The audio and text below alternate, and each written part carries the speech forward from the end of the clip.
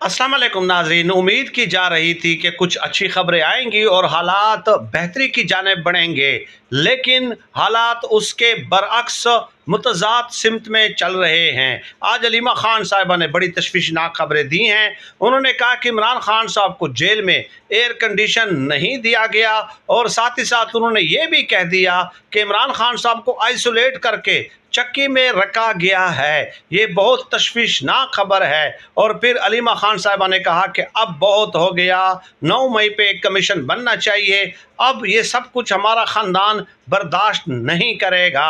और साथ ही साथ उन्होंने पार्टी रहनुमाओं से कहा कि ओहदों से निकलें और अपना किरदार अदा करें। और फिर उन्होंने अडियाला के सामने धरना देने का ऐलान भी कर दिया है। तो अनफॉर्चुनेटली हालात बदस्तूर जो है बदतरी की तरफ जो है वो बढ़ते हुए नज़र आ रहे हैं।